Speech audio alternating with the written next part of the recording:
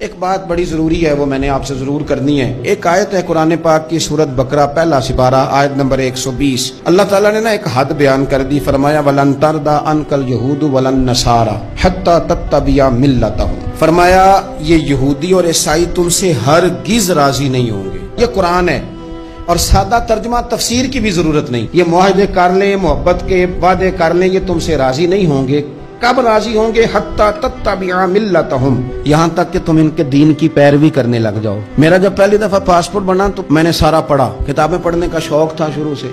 اس کے ہر صفحے پہ لکھا ہے کہ سوائے اسرائیل کے، یعنی آپ پوری دنیا میں یہ سبز ہلالی پاسپورٹ لے کے جا سکتے ہیں، خبردار اسرائیل آپ یہ پاسپورٹ لے کے نہیں جا سکتے۔ یعنی اتنی نفرت کسی ملک سے کہ اس پر لکھ کے چھاپ دیا ہر صفحے پر کہ یہ پاسپورٹ سوائے اسرائیل کے ہر ملک کے لیے کارآمد ہے۔ میرا سوال ہے عرب کے ان لیڈروں سے جنہوں نے اسرائیل کے ساتھ معاہدہ کیا، مجھے بتاؤ تمہیں فلسطین کی بیٹیاں بھول گئی نا ساری کی ساری؟ تمہیں وہ ماں بھول گئی نا جو مسجد اقصی کے دروازے پہ کھڑی ہو کے چیخیں مارتی تھی اور کہتی تھی کوئی علی کو خبر کرو کہ میری بچیاں قید میں ہیں؟ اور بھول گئی؟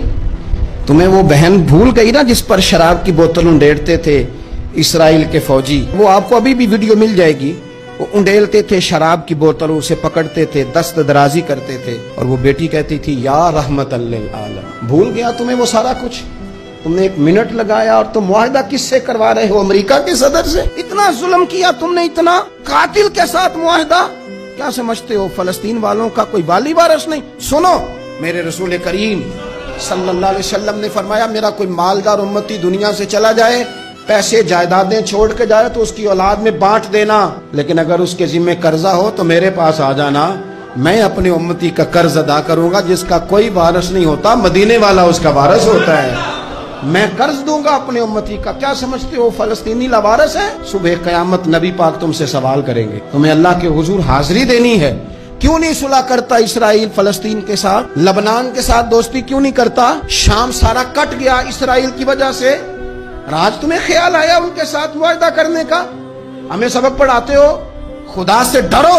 اور پھر اقبال کہتے ہیں مسلمانوں سے مایوس نہ ہونا، حکمرانوں سے زیادہ امیدیں بھی نہ لگانا۔ وہ جو چھوٹے چھوٹے لوگ نکلے تھے نا صحرا سے، بظاہر غریب تھے، بظاہر ان کے پاس مال نہیں تھا، وہ خالد بن ولید جیسے، وہ سعد بن ابی وقاص جیسے، بظاہر ان کے پاس زیادہ اسلحہ نہیں تھا۔ اقبال کہنے لگے مایوس نہ ہونا، یہ نہیں کہنا بن کچھ نہیں سکتا۔ فرمانے لگے رات میں نے سنا ہے فرشتے آپس میں باتیں کر رہے۔ واہ اقبال، تیرا بھی انداز کتنا نرالا ہے۔ کہنے لگے رات فرشتے آپس میں باتیں کر رہے تھے، میں نے سن لی ہیں۔ بھلا وہ کیا کہہ رہے تھے؟ یہ سارے لوگ نا خالد بن ولید، سعد بن ابی وقاص، یہ صحرا کے رہنے والے، اور اس وقت کی سب سے سپر پاور روما کہلاتی تھی، الٹ پلٹ کے رکھ دی ساری رومی سلطنت۔ تو اقبال کہنے لگے رات فرشتے آپس میں باتیں کر رہے تھے کہ سنا ہے پاکستان کے، ہندوستان کے مسلمان جوان مایوس ہو گئے۔ کہنے لگا نہ مایوس ہونا، نکل کے صحرا سے، جس نے روما کی سلطنت کو الٹ دیا تھا، نکل کے صحرا سے۔ گرمی دیکھو اس شیر کی، ولولہ دیکھو اس مرد کا جو مصور پاکستان ہے، نکل کے صحرا سے جس نے روما کی سلطنت کو الٹ دیا تھا۔ سنا ہے میں نے یہ قدسیوں سے، وہ شیر پھر ہوشیار ہوگا۔